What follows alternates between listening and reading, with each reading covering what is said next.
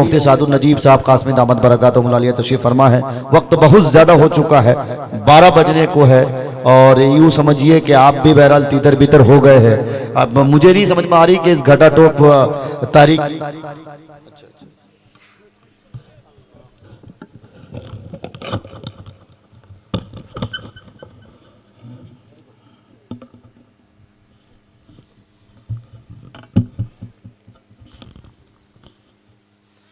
अस्सलामु अलैकुम वरहमतुल्लाहि वबरकातुहू। हमारे यहाँ काबिरीन बैठे हैं, मुअज़्ज़ज़ उलमा बैठे हैं, उनके हवाले से मैं एक मक़ूल अर्ज़ करूँगा। अल वक़्तु अस्मनु मिनज़ ज़हब। दुनिया में जब मेरा बचपना था, गालिबन 78 और 89 की बात है, सोना 375 रुपया था, 1 तोला 11 ग्राम कुछ माशा, 375 रुपया। और 1998 में वही सोना आया 5800 रुपया, और आज इस वक्त 43 से 50 के बीच में सोना खरीदने में मिल जाता है। जो वक्त गुजरता हो मिलता नहीं। 1966 में मेरी पैदाइश है। जिस दिन पैदा हुआ था उस दिन एक दिन घट चुका, और आज 2020 है, 52 साल गुजर चुका। अब वो वक्त मिलेगा नहीं। बाकी 2 सांस है, 1 सांस है, 1 सेकंड है, 1 साल है, 50 साल है, वही जानता है। तो वक्त बड़ा कीमती होता है जलसों के लिए। माफ कीजिएगा, बुरा बंद मानिएगा, मुंह छोटा बात बड़ी होगी। आज इस उम्मत में बिगाड़ जो पैदा हुई है, उम्मत जो आज मुसीबत का शिकार है, सिर्फ शोहरत की वजह से। मैं नमाज पढ़ता हूं, चाहता हूं मैं कि मुझे लोग नमाजी कहे। मैं नात पढ़ता हूं, मैं चाहता हूं कि मुझे नात खां कहे। मैं दौलतमंद हूं तो मैं चाहता हूं कि मुझे अमीर लोग कहे। मैं मुखिया जी हूं तो मैं चाहता हूं कि मुझे मुखिया जी ही पुकारे। इस बात को सब पर फिट कीजिए। वक्त इतना कीमती है, अब मूड नहीं है। चाहे मौलाना सादुल नजीब साहब हों, चाहे दारुल देवबंद के शेखुल हदीस मुफ्ती सईद अहमद साहब पालनपुरी दामद बरकातुहुल आलिया हो, ये बयान का वक्त नहीं, ये सोने का वक्त है, ये आराम का वक्त है। अगर आपने इस वक्त को टाल कर 2:30 कर दिया तो फजर की नमाज आप खा जाएंगे।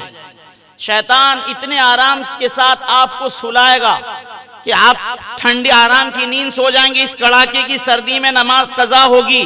क़यामत के दिन खुदावंद कुद्दूस पूछेगा, मौलाना यकीन का बयान सुनकर 2 घंटा 2 बजे रात कर दिया था और फरीजा मेरा नमाज था, तुमने नमाज छोड़ दी, जाओ जहन्नम।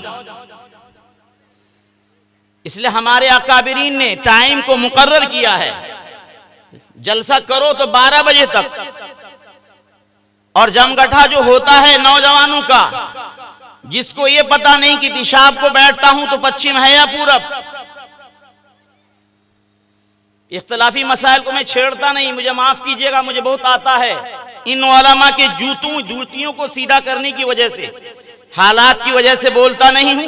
हवाले से खबर मिली अभी कि मौलाना शराफत साहब दामद बरकातुहुल आलिया कासमी कलकत्ता से फोन के जरिए यहां कहा गया है कि हालात हाजरा पर बयान हो। अब हालात हाजरा पर भी बयान की जरूरत नहीं, इसलिए कि आपने वक्त को बकवास में खत्म कर दिया है। अब तक कोई कीमती मुफ्ती शम्स तौहीद साहब दामद बरकातुहुल आलिया के बाद अब तक कोई कीमती बात नहीं आई। हालात हाजरा पर या हमारी जिंदगी और सवाने हयात से मुतालिक कोई बात नहीं आई। माफ कीजिएगा, गुनाहगार जरूर हूं, लेकिन गुनाह केस को लेकर उसी के सामने रोता हूं, किसी और के सामने नहीं। भीख उसी से मांगता हूं जिसमें सलाहियत भीख देने की है कि फजर मगरिब के वक्त आता है और फजर की अजान के बाद जाता है, कहता है आ जाओ मैं माफ करूंगा। बदकिस्मत तो हम हैं कि हम मांगते ही नहीं। बदकिस्मत तो हम हैं कि उसके पास झुकते ही नहीं। दुनियादारों के पास झुकोगे इसलिए एनआरसी आई है। अभी यही एनआरसी नहीं है, इससे और बड़ी एनआरसी आएगी। निशाना तुमको बनाया है। दलित भाइयों तुम भी सुन लो, बोसाक तुम भी सुन लो, हरिजन तुम भी सुन लो, तुम भी इसी कटघरे में आओगे। निशाना मुसलमान है, लेकिन आड़े हाथ तुम भी आओगे। सिर्फ बचेगा यहां ब्राह्मण और कोई नहीं। बबांगे दोहल कहता हूं, तुमको मालूम है 700-800 साल मुसलमानों ने, मुगलों ने हुकूमत की, ऐश में जिंदगी गुजारी, अल्लाह की पकड़ हुई। इस हिंदुस्तान के अंदर 1000 साल पहले मुसलमान आया है। वो कहां से आया है? केरल के रास्ते से आया है। फिर यहां इस्लाम का झंडा गाड़ा गया है। अभी एक साधु ने आज बयान दिया, मुसलमानों को देश से निकालोगे तो सुन लो, इंसान के अंदर रीढ़ की हड्डी जिस तरह होती है, एक जोड़ अगर छूट जाए तो वो इंसान बेकार, इसी तरह मुसलमानों को अगर हिंदुस्तान से निकालोगे तो हिंदुस्तान बेकार। एक संत ने कहा है, एक साधु ने कहा है, सन 1957 के अंदर जब अंग्रेज का जुल्म आदम की औलाद पर हुआ, आदम की औलाद पर, मुसलमानों पर नहीं, ब्राह्मणों पर नहीं, हरिजन पर नहीं, अंसारी पर नहीं, शेख पर नहीं, उस्मानी पर नहीं, फारूकी पर नहीं, सिद्दीक पर नहीं, बोसाक पर नहीं, दुनिया पर नहीं, लफ्ज इंसानियत पर अंग्रेज का जुल्म शुरू हुआ। इस बहाने पर कि हमारी हुकूमत में रहना है तो क्रिश्चियन और ईसाई बन जाओ, नहीं तो फिर दाग सूली पर चढ़ा दूंगा। ये पोजीशन सन 1804 में शुरू हुई। 1804 से लेकर 57 तक दबे रहे। बाबरी मस्जिद के मसले से पहले मुसलमानों पर मसला थोपा, तलाक का के देखा ये सर उठाता है या नहीं। उससे फारिग हुआ, उठाया किसका? कि मुस्लिम कंट्री तो नहीं, मुस्लिम आबादी है, जहां 82% आबादी है। कश्मीर के अंदर धारा 307, 370 और 35A को खत्म किया। देखा मुसलमानों ने आवाज नहीं उठाई, चलो अब उसकी हिम्मत बढ़ गई, फिर आवाज उठाई कि बाबरी का मस्जिद का फैसला इतने सालों तक लटका हुआ है, चलो उसको भी कर दो। मुसलमानों ने सर आंखों तस्लीम कर लिया, जुल्म ही सही, चलो ये मुसीबत तो टल जाए, हिंदू और मुस्लिम तो ना हो। जो इस फैसले पर मुसलमानों ने आवाज नहीं उठाई तो सोचा कि जब एक नया कानून और थोप दो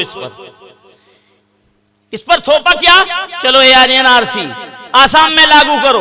फिर आसाम से मोदी जी कह रहे हैं कहां? गांधी मैदान, रामलीला मैदान के अंदर। इस पर कोई डिस्कस नहीं, कोई बातचीत ही नहीं। अमित शाह कह रहा है पूरे देश पर लागू करूंगा, पूरे देश पर लागू करूंगा। कौन कह रहा है? अमित शाह।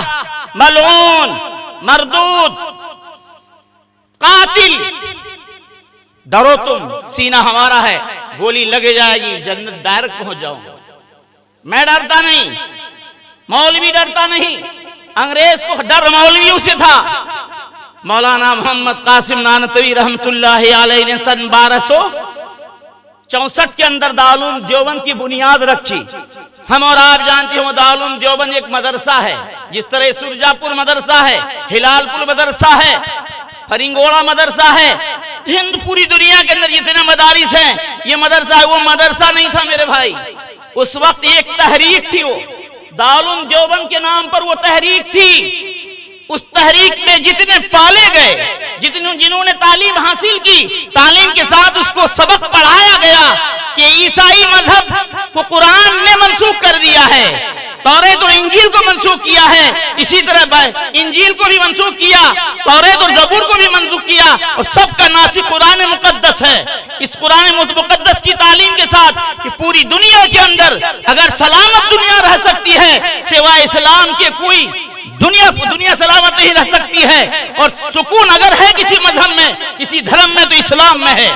और मेरे भाई हिंदुओं के सनातन धर्म में है। सनातन धर्म भी इस बात की इजाजत नहीं देता है कि तुम्हारे पैर तले एक चींटी मर जाए। इंसान तो दूर की बात, तुम्हारे पैर तले एक चींटी मर जाए, सनातन धर्म भी इस बात की इजाजत नहीं देता। हमारा इस्लाम तो कहता है कि तुम्हारी हवा ऐसी कड़वी हो कि तुम्हारे भाई को न लगे। इस्लाम और सनातन में फर्क नहीं है। फर्क इतना है कि हम इलाह कहते हैं, वो राम और भगवान कहते हैं। वो कहते हैं हमारा सिफारशी है। हम तुलसी को भी मानेंगे, पीपल को भी मानेंगे, बड़ को भी मानेंगे, तुलसी की उम्र 5 साल, पीपल की 50 साल, बड़ की सैकड़ों साल। लिहाजा भगवान के रूप में ये है, ये हमारा वसीला है और फिर असली भगवान से हमको मिला देगा। इसलिए हम मानते हैं कुरान मुकद्दस से हमको कहा जनाब मोहम्मद रसूलुल्लाह का वसीला लो, बेड़ा पार हो जाए। तो जनाब मौलाना मोहम्मद कासिम नानतवी ने उस इदारे के अंदर, उस तहरीक के अंदर जिन उलमा को जन्म दिया, उन उलमा में कौन है मालूम है तुम्हें? मौलाना शब्बीर उस्मानी, मौलाना अशरफ अली थानवी, बहुत सारे उलमा हमारे हैं। मैं नाम गिनना नहीं चाहता। सबने एक ही तहरीक चलाई कि हिंदू और मुस्लिम पर बहस नहीं, पारसी और पादरी पर नहीं, जैन और क्रिश्चियन पर नहीं। हम जितने भी हिंदुस्तानी हैं, अंग्रेज हमारे यहाँ तिजारत के बहाने से आया और फिर हमारे यहाँ आकर अपनी हुकूमत कायम किया, उसको भी हमने तस्लीम कर लिया। हुकूमत पर अब मजहब पर जो डकैती कर रहा है, धावा बोल रहा है, हम इसको बर्दाश्त नहीं कर पाएंगे। उस जमाने के दानिश्वर, खा वो हिंदू हो खा मुसलमान, उन दानिश्वरियों में खा हरिजन हो खा दुनिया हो जाए, सबने एक ही बात राय पास कर दी। हम इंसानियत और हिंदुस्तानी होने के नाते पर अंग्रेज के खिलाफ बगावत की आवाज उठाएं। सन 1957 के अंदर बगावत की आवाज उठी थी। 57 से लेकर 1947 तक ये बगावत की आवाज चली। एक ही दिन में शामली के मैदान से लेकर लाहौर तक 5000 उलमा को मारा गया जान से, और उसकी नाश को फंदे में लगाकर दरख्तों पे लटकाया गया और रास्ते पे लगाया, नेशनल हाईवे पे लगाया और कहा कि जो अगर कहे इस नाश को छोड़ाऊंगा उसको पहले कह देना। अंग्रेज के खिलाफ जो बगावत की आवाज उठाएगा उसको इसी तरह सूली पे चढ़ना पड़ेगा। उनकी नाश को वहां से उतारी नहीं गई, उनका गोश्त झड़कर नीचे जमीन पे गिरा और फिर उसकी हड्डियां लटकी रही। लेकिन उस वक्त उन लोगों ने अपना सर झुकाया नहीं, सर कटवा दिया। किसके सामने? अंग्रेज के सामने झुका नहीं। आज अमित शाह सोचता है मुसलमान तुम्हारे सामने झुक जाएगा, कभी नहीं झुकेगा। तुम्हारी माँ तुम्हारे मजहब के मुताबिक अगर 7 बार भी जन्म दे दे, तुम तो पापी हो, तुम जेल खींच कर आए हो, तुम्हारे ऊपर कत्ल का इल्जाम है। तुमने मोदी 2002 के अंदर गुजरात के अंदर क्या किया, उसी के बलबूते पे आज तुमको अगर हम कुर्सी पर बिठाए हैं, हम जानते हैं तुमको उतारना भी जानते हैं। आज वही 1947 वाली आजादी हम चाहते हैं। 1857 से लेकर जो जंग चली थी 47 तक, वही जंग की आवाज आज हमारी माएं उठाती हैं। खा वो माँ हिंदू हो, खा वो बहनें मुस्लिम हो, खा वो किसी जात और धर्म से ताल्लुक रखती हो, लेकिन दिमाग सेकुलर डेमोक्रेसी दिमाग वो रखती है। इसलिए उनका साथ हमारा और आपका देना फर्ज बनता है।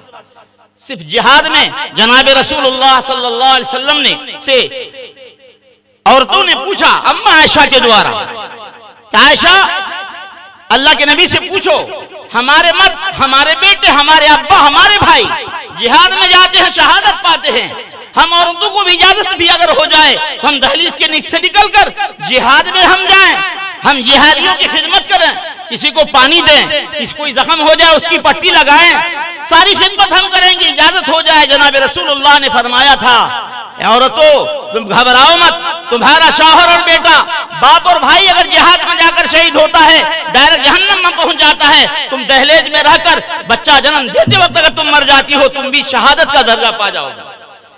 वो शहादत तो हमारे नबी ने उसकी खुशखबरी दी, लेकिन आज हमारे धर्म पर नहीं, नफ्स इंसानियत पर जुल्म ढाया जा रहा है। इस इंसानियत के नाते हिंदुस्तान का हर हिंदू और हर मुसलमान इस कानून के खिलाफ खड़ा है। आप कहेंगे भाई कुछ लोग खड़ा नहीं है, कुछ लोग वो खड़ा नहीं है जो दलाल है, जिसको एक बोतल की जरूरत पड़ती है, पैसा नहीं है, भिखारी की तरह वो लेता है। माँ बहनों पर अभी इल्जाम आया कि 500 रुपया लेती हैं, आके यहाँ बैठती हैं, खुदा की कसम वो माँ बहनें नहीं लेती हैं। उसी सदर ने आज ऐलान खास इस बात का खुलासा किया। मैं वहां खुद गया, बिहार में 8 सभा करके शाहीन बाग पहुंचा और वहां जाके देखा एक डब्बा है, जो डब्बे में इमदाद के खातिर डालना चाहे डाले। और जिस दिन से वहां धरना हुआ है, पंजाब की सिख बिरादरी की तरफ से आटा, दाल, चावल सब आता है, कंबल आता है, कपड़ा आता है, और सबकी खिदमत पंजाबी लोग करते हैं, सिख लोग करते हैं, और आम हमारे जो हिंदू भाई अल्लाह ने जिसको दौलत दी है, तमाम का सेवा वहां करते हैं। ये इल्जाम लगाया जा रहा है। और hand to hand Amit Shah ji की रैली में लोगों को लाने के लिए जो पैसा जमा किया था, जो पैसा बांट रहा था और जिसको दे रहा था, मीडिया ने खुद उसको पकड़ लिया। ये कैसा पैसा भैया, हम इसको नहीं मानते, हम इसको वोट नहीं देंगे। 500 रुपया हमको दिया है कि भाई रैली में भीड़ इकट्ठा करना है, इसलिए हम रैली में आए हैं, अलबत्ता वोट नहीं देंगे। चोर कभी नहीं कहता मेरी दाढ़ी में तिनका है, चोर कभी नहीं कहता मेरी दाढ़ी में तिनका है। तुम्हारे ऊपर कुछ भी इल्जाम आ जाए, घबराओ मत, घबराओ मत। जनाब रसूलुल्लाह सल्लल्लाहु अलैहि वसल्लम को पीछा करके कहां गया था? गार तक गया था। सिद्दीक अकबर की नजर पड़ी, क्या कहा था? या रसूलल्लाह अब खैरियत नहीं, अब खैर नहीं है। जनाब रसूलुल्लाह ने क्या जुमला फरमाया था? ला तहज़न, ला तहज़न इन्नल्लाह माना।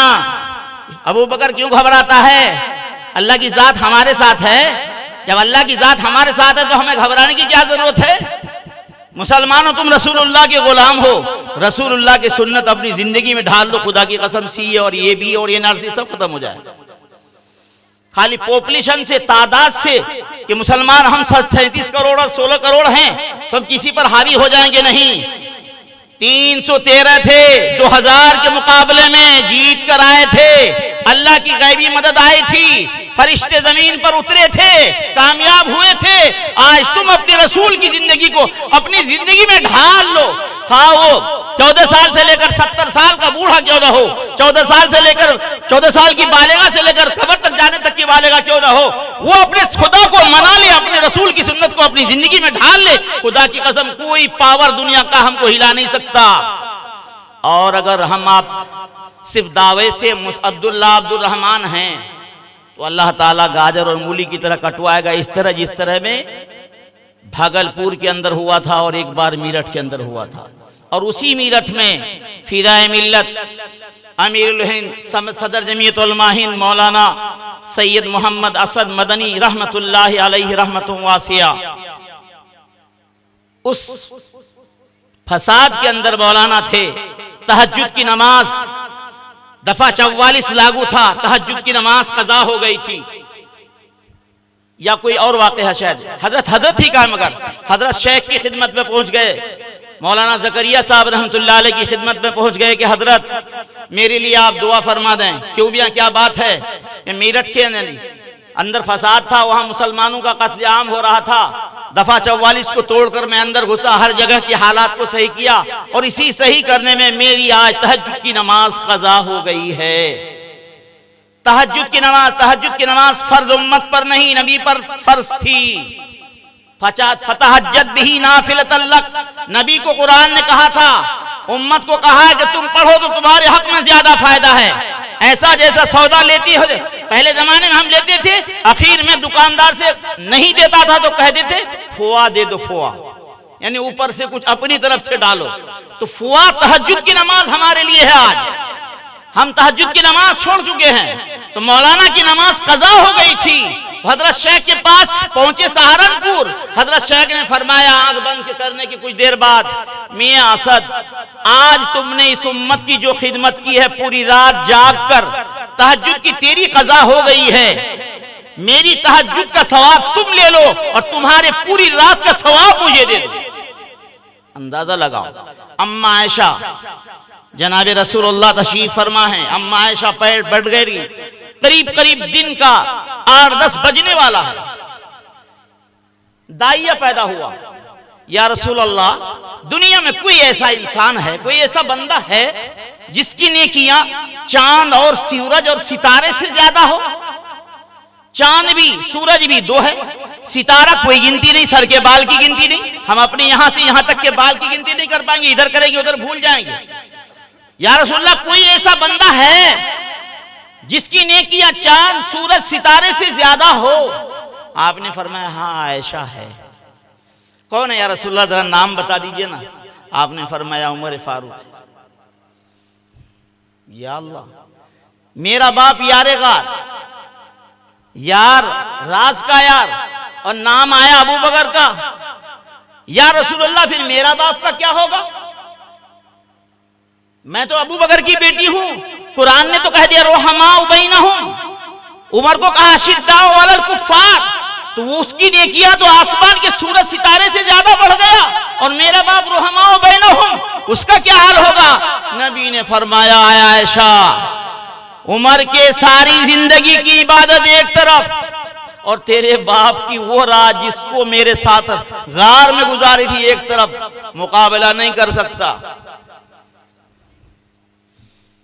मुकाबला नहीं कर सकता।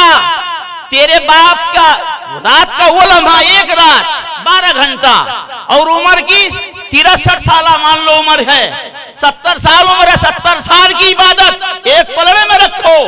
तेरे बाप की सारी जिंदगी की नहीं, सिर्फ उस रात की जिस रात में मेरे साथ गार में था, उस रात की इबादत एक पलड़े में रखो। सिद्दीक का पलड़ा झुक जाएगा, उमर का पलड़ा ऊपर को चला जाएगा। फिर क्यों ना हो, आका तशरीफ ले गए, गार के अंदर जा रहे हैं। अबू बकर ने अर्ज किया, या रसूल अल्लाह, रुक जाइए, रुक जाइए, सफाई कर लूं, झाड़ू लगा दूं, देख लूं कहीं कोड़ा कुटकर पड़ा हुआ ना हो, सुराख और बिल ना हो, जायजा ले लूं या रसूल अल्लाह। अल्लाह के नबी रुक गए।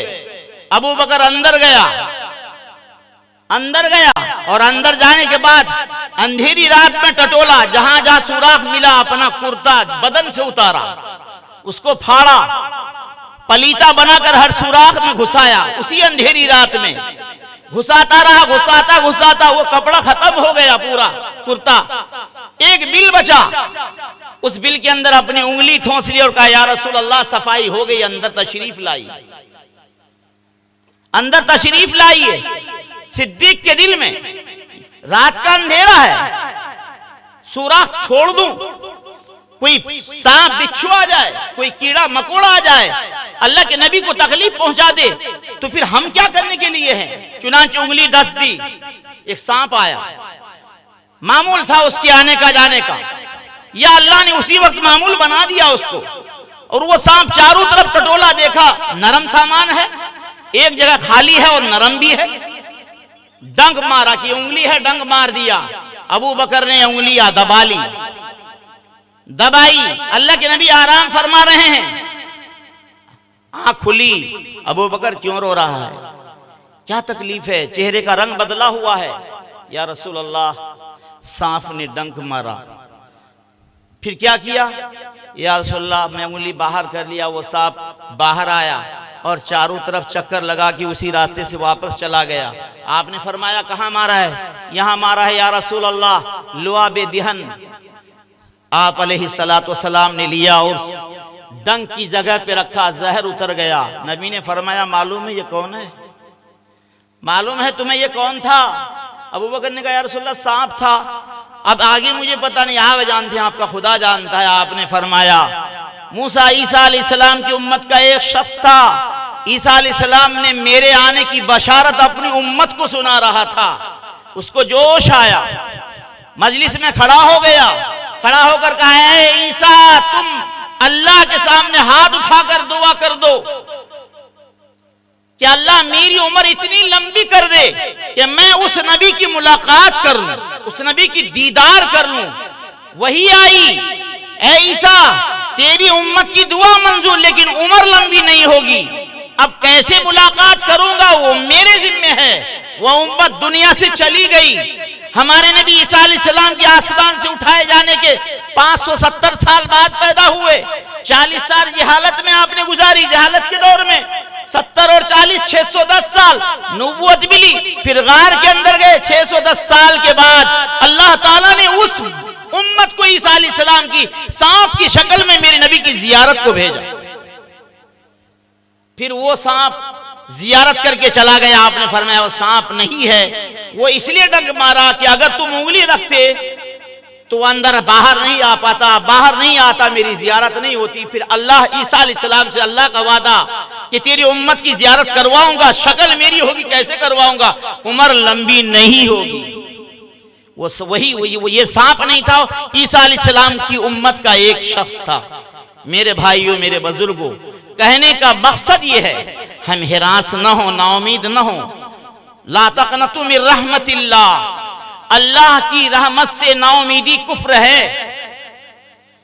अल्लाह की रहमत से नाउमीदी कुफ्र है। और मोमिन का ईमान अल्लाह की जात पर है या नहीं है भाई? रसूलुल्लाह की रिसालत पर हमारा ईमान है या नहीं? हमने अपने रसूल को देखा नहीं, हमने सिर्फ सुना है। अकाबिरीन से, उलमा से, सोलहा से, सहाबा से लेकर अब तक हमने सुना ही है। ताबईन ने देखा, ताबईन के बाद किसी ने देखा नहीं। हम में से खुशनसीब वो लोग हैं जिसकी जियारत होती है, जिसको अल्लाह खुशनसीब बना दे कि आका की जियारत हो जाती है। बहुत सारे हमारे अकाबिरीन हैं, उलमा हैं, जिसको मैं जानता भी हूं, जियारत होती है। अभी हाल की बात है, दारुल उलूम देवबंद के शेखुल हदीस हमारे तिरमिज़ी शरीफ के उस्ताद हजरत मौलाना मुफ्ती सईद अहमद साहब पालनपुरी शेखुल हदीस दारुल उलूम देवबंद दामत बरकातुहुल आलिया, वो ख्वाब में आप तशरीफ़ लाया। आपने फरमाया, सईद मेरी उम्मत से कह दो जब अजान होती है, अजान के बाद मकाम महमूद वाली दुआ मुझको मेरी उम्मत पहुंचाती नहीं है। मेरी उम्मत से कह दो, मेरी उम्मत से कह दो कि दुआ नमाज के बाद, अजान के बाद जो दुआ होती है, अल्लाहुम्मा रब्ब हादिहि दावति ताम्मा वस्सलातिल काइमा आति सय्यिदिना आति मुहम्मदन अल वसीलता वल फजीला व बअथु मकामम महमूदन लदी वअत्ता। इस दुआ को पढ़ने को हो मेरी उम्मत को, मेरी उम्मत को इस दुआ को पढ़ने को हो। आज भी नबी आपसे हमसे मोहब्बत करते हैं, हम सिर्फ जबान से दावा करते हैं। भाई दावे से काम नहीं चलेगा। अमित शाह ने दावा किया कि बंसावली बनाओ, बाप दादा परदादा लकड़ दादा, और हमारी तरफ से हमारे ही देश की वो भाई वो हमारी वो बहन, हमारी वो बहन जो हमारे धर्म से ताल्लुक नहीं रखती है, वो डायरेक्ट कहती है बिहार और यूपी में सैलाब आता है हर साल, हम कहां से अपना आईडी प्रूफ तो हम दिखा नहीं सकते हैं, सैलाब में भर जाता है हमारा आधार कार्ड, पैन कार्ड, तो हम अपने आबा अजदाद का प्रूफ हम कहां से लाएं, और बंसावली कहां से लाएं? फिर उनकी उम्र, उनकी पैदाइश के साथ हम तो अपनी पैदाइश बता नहीं सकते। अंदाजा आप लगाइए, वाहिद एक ही जात है, वाहिद एक ही जात है। जब से अल्लाह ने दुनिया बनाई थी, उस दिन से आदम की के दुनिया में भेजने तक, आदम की दुनिया से आने से अब तक, अब से क़यामत एक ही जात है, जिसका हसब नसब सेकंड और मिनट अल्लाह ने महफूज रखा है। क्यों महफूज रखा है? 18,000 मखलूक को, ये अल्लाह की कायनात है, ये 18,000 मखलूक हम अल्लाह की पैदा किए हुए हैं। इन तमाम मखलूक का दूल्हा एक ही है, सारी मखलूक उसके बाराती। बारात में अगर दूल्हा ना हो तो दुल्हन वाला आपको बैठने देगा? ईमानदारी से बोलिए। बारात जा रहे हैं, किसकी बारात जा रहे हैं? कारी मोहसिन साहब का लड़का, अल्लामा फुला साहब की बारात, और अचानक बारातियों को मालूम ही नहीं, दूल्हा ने कहा लड़की पसंद नहीं, मुझे पास गलत फोन आया है। दूल्हा वापस चला गया, आप खलियान में बैठेंगे, और ये भी फोन कर दिया लड़की वालों को कि भाई मैं तेरी लड़की को शादी नहीं कर सकता, वो सर धरे बैठे हैं, आपकी खिदमत होगी? ईमानदारी से बोलिए, पानी मिलेगा? अरे बोलिए ना भाई, पानी मिलेगा नहीं मिलेगा? हम दावे में सिर्फ मुसलमान हैं, गुलाम मोहम्मद कहते हैं, अमल से नहीं है। जिस तरह उन बारातियों का हाल होगा क़यामत के दिन, और दुनिया में भी हमारा यह हाल हो रहा है, होगा। बाराती हम हैं, असली बाराती बने, गुलाम हैं हम, नाम लिखा है गुलामी में, आका जो कह दे उसको करना पड़ेगा। एक बुजुर्ग की खिदमत में तरबूज आया, तरबूज जानते हैं हम लोग, जिसके अंदर सफेद होता है, ऊपर से हरा, कैसा होता है? अच्छा, आप लोगों के सुर्ख होता है, मानंदा से उस पर हरा नहीं सफेद होता है, वही सुर्ख तरबूज। एक बुजुर्ग की खिदमत में तरबूज एक मुरीद लाया। क्या थे वो लोग मेरे भाई, हम तो उनके जूतियों के धूल के बराबर हैं। बुजुर्ग ने तो तरबूज हाथ में लिया, इसी तरह उलमा बैठे थे। उस बुजुर्ग ने फरमाया, भाई तरबूज तो आपने पेश किया है, आप उलमा हजरात बताएं, आप सल्लल्लाहु अलैहि वसल्लम ने तरबूज को नोच के खाया था या चाकू से, छुरी से, बटकी से, तलवार से काट के खाया था? तमाम उलमा ने अपना सर झुका दिया, तमाम उलमा ने अपना सर झुका दिया। फिर फरमाया, भाई बताओ ना, आप अलैहिस्सलाम तरबूज जो खाए थे काट कर खाए थे क्या नाम दांत से नोच के खाए थे या हाथ से तोड़ के खाए थे? तमाम उलमा ने कहा हजरत ये सुन्नत मालूम नहीं है। उस बोली ने कहा कि भाई तरबूज वापस ले जाओ। जब हमारे उलमा को मालूम नहीं, खुद मुझे मालूम नहीं, मैं अगर काट के खाऊं और मेरे आका ने नोच के खाया हो तो सुन्नत के खिलाफ होगा। मैं नोच के खाऊं, मेरे आका ने काट कर खाया हो, उसका उल्टा भी सुन्नत के खिलाफ होगा। इसलिए तरबूज से मैं माफी चाहता हूं, तरबूज तुम अकीदत में लाए हो, वापस ले जाओ। जब तक कि मुझे नबी की सुन्नत मालूम नहीं होगी तब तक मैं इसको इस्तेमाल नहीं कर सकता। तब वो कौन बने? औलिया बने। औलिया बने, ऐसे नहीं बन जाते औलिया। खाली हमने दाढ़ी रख ली, 3 दिन की जमात और साल का चिल्ला और उम्र में 4 चिल्ला या 4 महीना और मदरसे में 12 साल लगा दिए, मुफ्ती साहब और मौली साहब बन गए। गारंटी मौलाना अशरफ अली थानवी रहमतुल्लाह अलैह फरमाते हैं, खा वो आलिम हो, खा वो चिल्ला लगाने वाला हो, आलिम ने इल्म हासिल किया कि नबी की ये सुन्नत, ये हलाल, ये हराम, और प्रैक्टिकल समाज में आकर, अपनी जिंदगी में आकर उसको इस्तेमाल नहीं किया तो ये आलिम नामुकम्मल। इसी तरह मोहम्मदी होने का दावा, ईमान वाला होने का दावा है, लेकिन ईमान के साथ अमल नहीं है तो आज निस्फ मोमिन है, कामिल मोमिन नहीं। तो ना हम कामिल मौलवी हैं, ना हम कामिल ईमान वाला हैं। तो ये एनआरसी हम पर लागू नहीं होगा तो किस पर होगा? माफ कीजिएगा, सरकार ने खाता खोल दिया हम सबका, ये कदम हुआ, हम चोर और डकैत से बचे। लेकिन हमको क्या पता था कि बैंक से भी चोरी हो जाता है।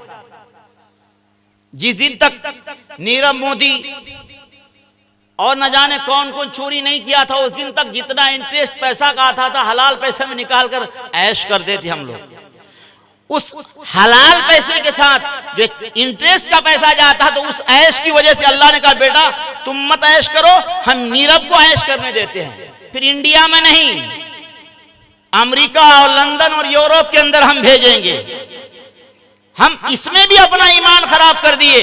हजरत थानवी रहमतुल्लाह अलैह ने लिखा है, आलिम बामल वो है जिसने इल्म हासिल किया और किसी खानका वाली उसे के पास जाकर अपने को जोड़ा, उसके हाथ पर हाथ रखकर बैत किया और जो उसने बताया उस पर अमल किया, वो आलिम बामल है। तो हम आलिम बन गए, ठेकेदार बन गए कि अल उलमा वरसतुल अंबिया वल अंबिया लम युवरिसु दिरहम वला दीनारा वलाकिन वरसुल इल्मा कमा क़ाल अलैहि सलातु वस्सलाम। ये ख्याल मेरा गलत है, ये सोच मेरी गलत है, ये गुमान मेरा फासिद है। आलिम बनने से नबी की वारिस तो बन गए। नबी ने जो हम और आपको बताया है उस पर अमल अगर हम न करें, आलिम है, आलिम नाकिस है, मोमिन है, हम अमल नहीं है नबी की सुन्नत पर। मैं अपने बारे में एक बार सोचा कि मिसवाक तो कभी हम इधर से ले लेते हैं, कभी इधर से ले लेते हैं, तो आया मिसवाक है सुन्नत की दर से? तो गौर किया कि नबी ने फरमाया हर चीज मुझे दाईं तरफ से पसंद है, तो अब जब भी मिसवाक करता हूं दाईं तरफ से लेता हूं। दाईं तरफ से किसी दिन लेता हूं नीचे की तरफ से, जबड़े की तरफ से, किसी दिन ऊपर से, फिर इधर लाता हूं, फिर इधर लाता हूं, मगर दाएं से शुरू करता हूं। और फिर नबी ने मेरे मिसवाक के बारे में फरमाया, वो हदीस मुझे इस वक्त याद नहीं आ रही है, कि मिसवाक मेरी सुन्नत है और मिसवाक से एक हारी हुई जंग मुसलमान जीते थे। जंग हो रही थी, घुमसान की जंग चल रही थी, मुसलमान की सिपाही लश्कर थक गए और उधर से मध्य मुकाबिल जो था वो बड़े चालाक थे, ताकतवर, हिम्मत वाले थे। मुसलमानों ने सहारा लिया। सहारा लेकर हर आदमी ने कहा कि हम सोचो हमसे कोई सुन्नत लगता है छूटती है, इसलिए हम पीछे हट रहे हैं। सबने गौर किया कि हाँ आज हमसे एक सुन्नत छूटी है। क्या सुन्नत भाई?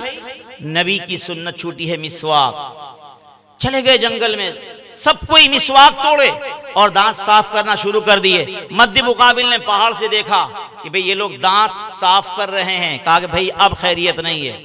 क्यों भाई?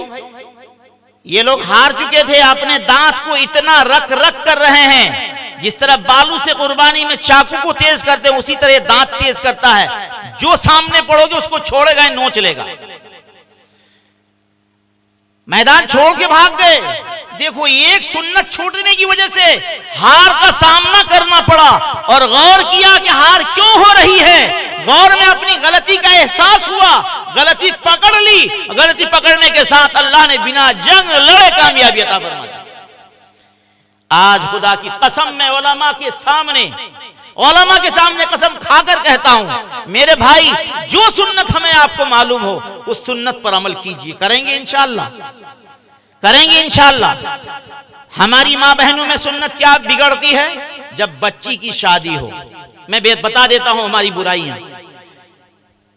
बच्ची की शादी हो, बच्चा की शादी हो, बच्चे के शादी में रिवाज अलग है और बच्चियों की शादी में रिवाज अलग है। 2-3 मिट्टी का ढेला की तरह, ये या कह लीजिए प्लेट की तरह, चिराग जलाने के लिए मिट्टी का सामान बाप खरीदता है। कौन कहती है? मुफ्ती साहब। बेटी की शादी तारीख तो दे चुकी हो, पार्टी भी लेना, कसई भी लेना, हल्दी भी लेना और 2-3 इतना पर छोटा छोटा चप्पन भी ले लेना और 3-4 कुलिया भी ले लेना और थोड़ा सा रंग भी ले लेना, थोड़ा सिंदूर भी ले लेना। और लड़कियों से कह देती है गए आजकल थोड़ी लाख रोजा दखन तो वहां हलहलिया दुबरी से। और फिर उसके साथ साथ एक बड़ा नुकसान अल्लाह की एक नेमत का, उसकी तौहीन जो होती है धान, उस धान को खपड़ी के अंदर भूनती हैं, उससे खोई निकालती है और उन खोइयों को बारातियों पर छीटा जाता है। और जब बाराती वहां नौजवान रहता है औबाश टाइप का, हमारे आपके जैसे शैतान तो जाएगा नहीं, सब बोली जाते हैं दूल्हे के पास कि सन बहन पर नजर पड़ जाए, संसाली पे नजर पड़ जाए, ये इसका हाथ पकड़े, नीयत गड़बड़ है। मेरे नबी ने फरमाया हाथ ने जिना कर लिया। आंख से प्यार, इश्क और मोहब्बत से देखा, जो देखना जायज नहीं था उस नजर से वो देखा। मेरे ने फरमाया आंख से जिना कर लिया। साथी को इशारा कर लिया, आज बारात में मैं कामयाब, जबान ने जिना कर ली। मैं मिसाल देता हूं, शाह मुसीउल्लाह खान साहब रहमतुल्लाह अलैह का नाम आप लोगों ने सुना होगा। जलालाबाद, क्या नाम, मुजफ्फरनगर के अंदर है। एक मुरीद हजरत का सहारनपुर में था, मैं दारुल देवबंद में उस वक्त था। ये वाकया मैं सुना। मुरीद सहारनपुर में और मुरीद के साथ एक साथी था, मन चला। हमारे कारी साहब की तरह हम और अब जब कारी साहब और मैं जब होता हूं आमने सामने, बेतकल्लुफी बहुत ज्यादा होती है, बहुत ज्यादा। तो मन चला साथी था। बस स्टैंड वो मुरीद जो आया तो कहा यार हम जा रहे हैं जलालाबाद, चलो तुम भी चलोगे? नहीं नहीं मैं नहीं जाऊंगा। चलो ना यार, हजरत से मुलाकात हो जाएगी, जिंदगी बदल जाएगी। तो चलो चलते हैं। चलता रहा, कहीं बस स्टैंड आया। बस स्टैंड में एक हसीन लड़की पे उसकी नजर पड़ गई। तो कहा भाई तेरा सफर तो अभी लंबा बाकी है, मेरा सफर कामयाब हो गया। क्यों भाई? देखो हेमा मालिनी नजर आ गई मुझे, जमाने का लैला नजर आया मुझे, मैं कामयाब हो गया। चलो भाई, मरता क्या ना करता, साथ ले लिया हूं, लेके चला जलालाबाद। हजरत के यहाँ का मामूल था, हर आदमी तन्हाई में मुलाकात करता था। कोई खराबी होती थी इस्लाह फरमाते थे, अच्छाई होती थी तारीफ फरमाते थे, सबक आगे बढ़ाते थे। हजरत का ये मामूल था। जब ये मुरीद गया, जो बातें करनी थी कर ली। और जब ये मुरीद आया, ये साथी मन चला जो आया, तो हजरत ने फरमाया यार तेरा मसला तो सहारनपुर बस स्टैंड ही में हल हो गया था, कामयाब सफर, तो फिर अब क्यों आया यहां? जाओ अंदाजा लगाओ। वो भी इंसान थे, हम भी इंसान हैं। अल्लाह के सामने अपने आप को इतना झुकाया, नबी की सुन्नत पर अपनी जिंदगी को इस तरह मिटाया कि उन लोगों को अल्लाह ताला ने सहारनपुर का मीटर जलालाबाद के अंदर दिखा दिया, जलालाबाद के अंदर दिखा दिया। और यहां पहुंचा कि मुलाकात करूंगा, फरमाया मुलाकात वहीं हो चुकी है, यहां आने की जरूरत नहीं, टाइम तुम्हारा बेकार हो गया। मेरे भाइयों, नबी की सुन्नत जिंदगी में लाओगे, खुदा की कसम दावे के साथ तो नहीं कहता हूं, उम्मीद पर दुनिया काम है, उम्मीद पर शरीयत, हम शरीयत पर उम्मीद रखते हैं कि रसूलुल्लाह की जियारत भी हो सकती है। यकीन रखो रसूलुल्लाह की जियारत होगी। कब? मेरे भाई, अपनी जबान पे कंट्रोल हो, इस हाथ पे कंट्रोल हो। अल मुस्लिम मन सलिम अल मुस्लिम मिन लिसानिही व यदिही। अरे पिछला में जब लड़ाई हो गई, किन किन में हुई? बोले देवबंदी बरेली में। तो कौन मरा? बरेली। वाह वाह वाह वाह। अरे वो इंसान नहीं मरा,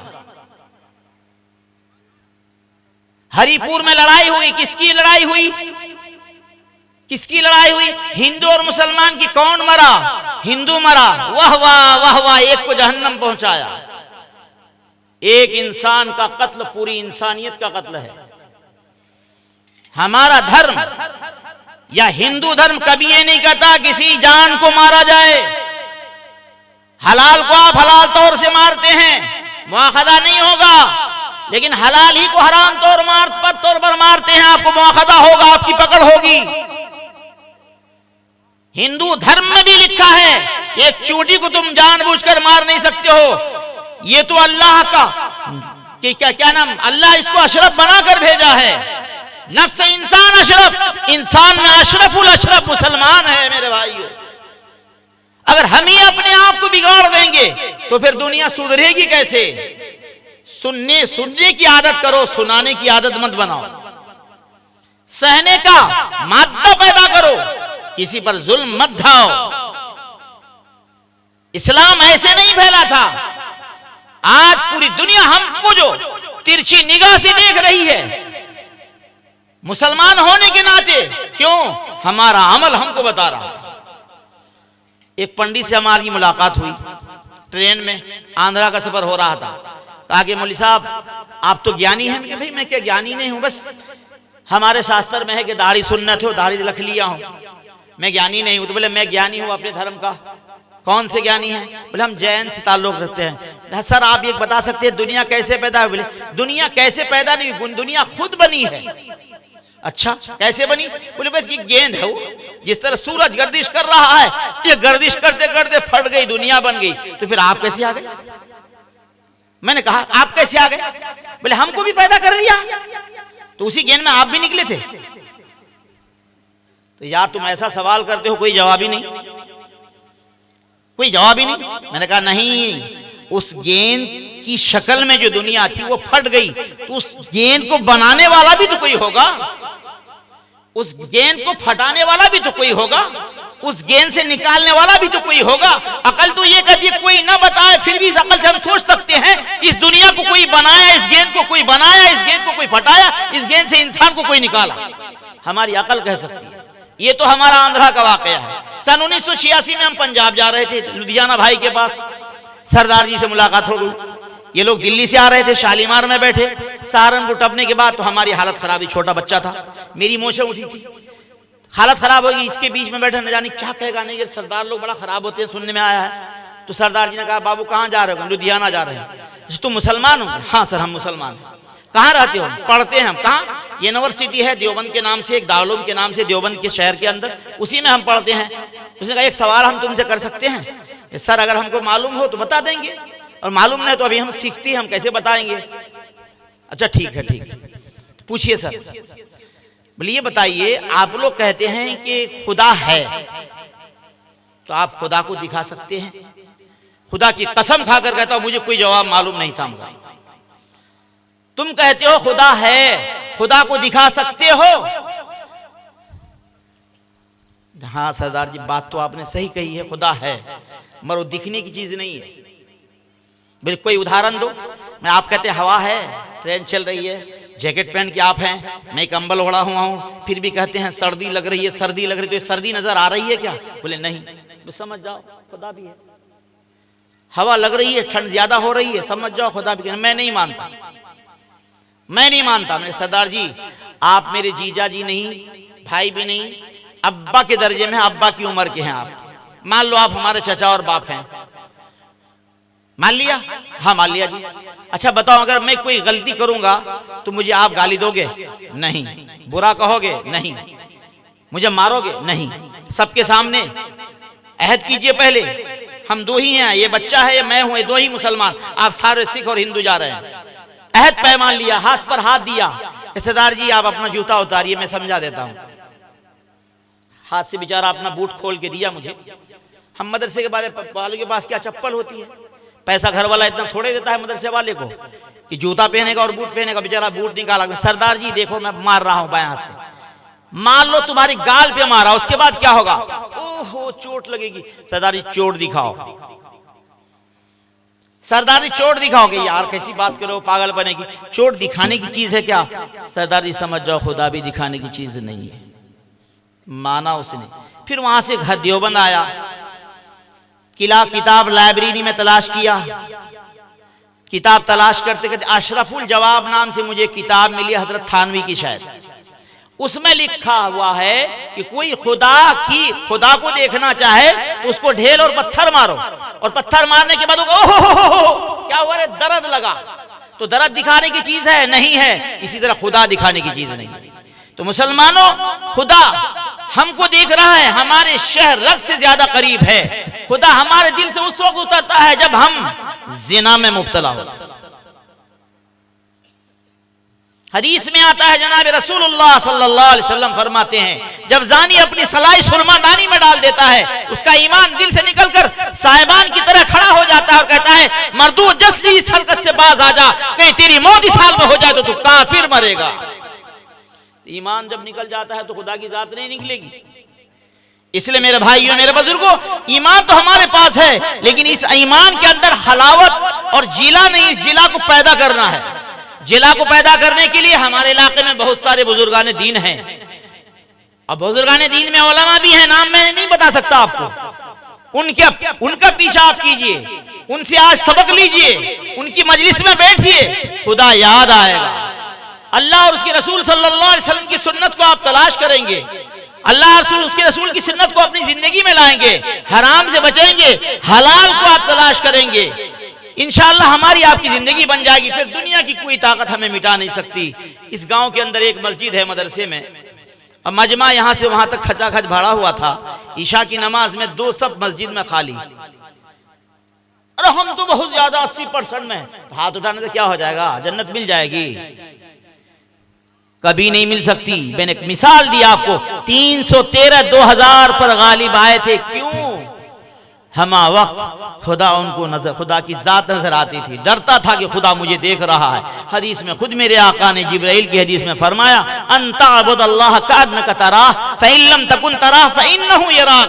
अल्लाह की इबादत इस हाल में करो कि गोया तुम अपने आंखों से खुदा को देख रहे हो, और अगर तुम्हारे आंख में पावर नहीं है तो ये दिल में सोचो, खुदा तेरे सामने मैं खड़ा हूं, तू तो देख रहा है। जब तू देख रहा है तो फिर मच्छर भी काटने से हम हाथ हिला नहीं सकते। अल्लाह अकबर। तोड़ी लादला खुड़ी कप्तर पुल झड़े गई, उला अखरा छे गए। अल्हम्दुलिल्लाह रब्बिल आलमीन भी चल रहा है। हम मौली साहब लोग अल्हम्दुलिल्लाह रब्बिल आलमीन अल्लाह अकबर की है। वहाँ कर चंदा डाले, चंदा बाकी है, वहाँ कन्या कोच जा, वहाँ शादियों छे। मौली साहब का ये हिसाब है। मास्टर साहब अल्लाह अकबर कर लिए, आज 28 तारीख है, शायद 31 को मिल जाए, सब कर्जा वालों को दे देंगे, उससे सोना खरीदेंगे और इतना लेके लोन बनाएंगे और होम लोन लेंगे, बैंक बनाएंगे, ये बनाएंगे, वो बनाएंगे। यानी जिसकी भी नीयत हो रही है, मुफ्ती साहब से लेकर हम जाहिल तक, सबकी नीयत में हिसाब हो रहा है नमाज के अंदर। और अल्लाह के नबी क्या करें, अंताबुदल्लाह कान्नका तराह, अल्लाह की इबादत इस हाल में करो कि गोया अल्लाह को तुम देख रहे हो। फ़इल्लम तकुन तराह, अगर तेरे अंदर इतना पावर नहीं, इतना जला नहीं दिल के अंदर, तो तुम ये बावर करो कि खुदा मुझे देख रहा है। उसकी मिसाल, हमारे ऊपर केस पड़ गया, हमने नाजायज मौलाना मारूफ साहब के गाल पर थप्पड़ रसीद कर दिया। मौलाना ने सोचा कि हम तो मौलाना अंजार साहब मोहतमिम साहब है, लंदन से उसके मदरसे से पैसा आता है, ससुराल बड़ी पार्टी है, चलो लंबा केस करेंगे कोर्ट के अंदर। कोर्ट के अंदर केस कर दिया। अब मुझे खबर भी हो गई।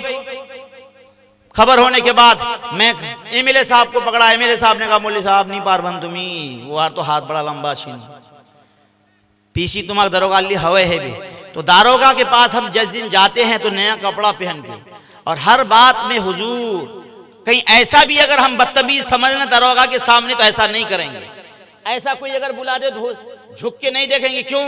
खुदा ना खास्ता हम देख लिए तो दारोगा जी कहेगा बदतमीज बड़ा है, चलो इसका केस आगे चले।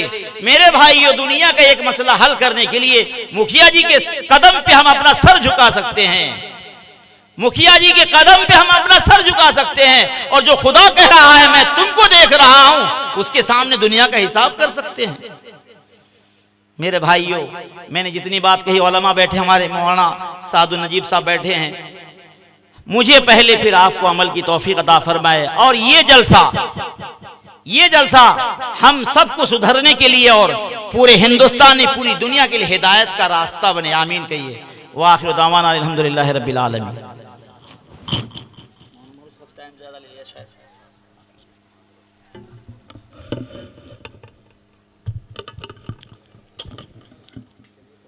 हज़रत सामईन, यकीनन जिस बात की ज़रूरत थी, हालात के जो तकाज़े थे और इन सुलगते हुए हालात पर हमें किस तरह ज़िंदगी के रुख को किधर मोड़ना चाहिए, हज़रत मौलाना ज़फ़र आलम साहब कासमी दामद बरकातहुमुल आलिया हम सबको नसीहत फरमा रहे थे। आइए